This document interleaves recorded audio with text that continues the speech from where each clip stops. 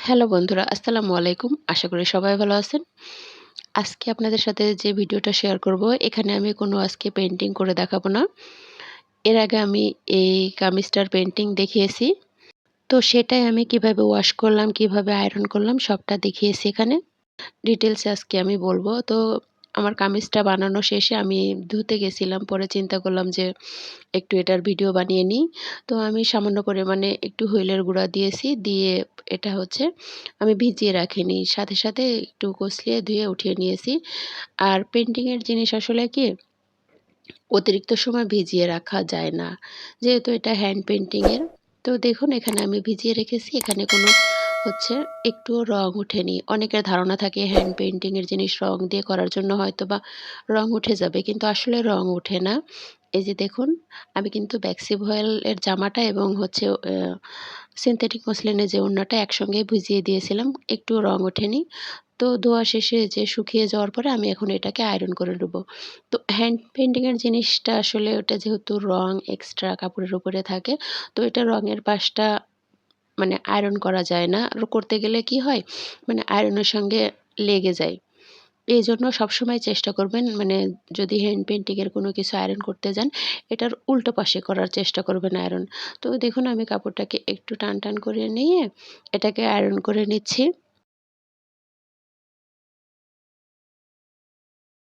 আয়রনের হিট কিন্তু মানে খুব বেশি হাই রাখবেন না। মানে যতটুকু কাপড়ে দেওয়ার জন্য হিটটা মানে আপনি আয়রন করতে গেলে ঠিকমতো আসলে বুঝতে পারবেন যে হচ্ছে এটা হিট কতটুকু নিবে।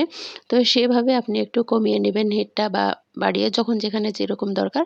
তো আমি উল্টো পাশে এটাকে খুব ভালো মতো আয়রন করে নিচ্ছি।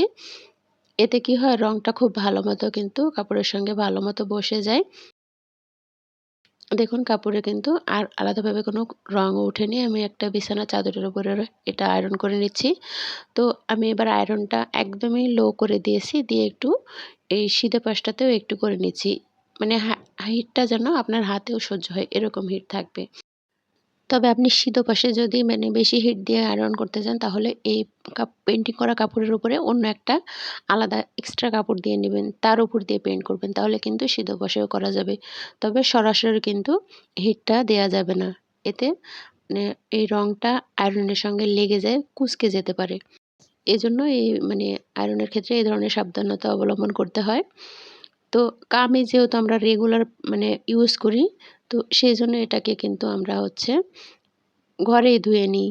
তো চেষ্টা করবেন মানে এটাকে মানে হুইলের গুঁড়া বা হচ্ছে সাবানে না ডলাডলি করে যদি শ্যাম্পু দিয়ে ধোন তাহলে কিন্তু খুব সুন্দরভাবে এটা হচ্ছে অনেকদিন লাস্টিং হয়।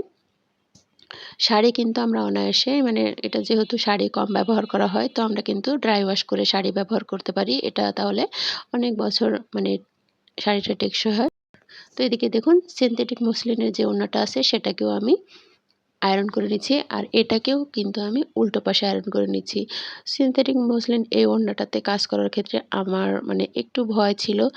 কটন কাপড়ে কিন্তু মানে সচরাচরই কিন্তু আমি পেইন্ট করি, অনেক বেশি পেইন্ট করি। কিন্তু সিনথেটিক মসলিন কাপড়টাতে আমার পেইন্ট করা এটাই ১ম।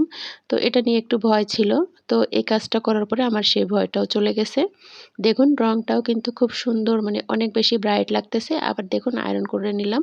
উল্টো পাশে ১ম এ আমি আয়রন করে নিয়েছি। এটা একবারই করে নিয়েছি উল্টো পাশে। এটা আর মানে সিধে পাশে করার দরকার হয়নি। আশা করি এই ভিডিওটি দেখার পরে আপনাদের হ্যান্ড পেইন্টিং জিনিস নিয়ে এটা ধোয়া এবং এটার আয়রন করা নিয়ে কোনো কনফিউশন থাকলে সেই কনফিউশনগুলো দূর হয়ে যাবে। এতক্ষণ কষ্ট করে ভিডিওটি দেখার জন্য সবাইকে ধন্যবাদ। সবাই ভালো থাকবেন। টাটা।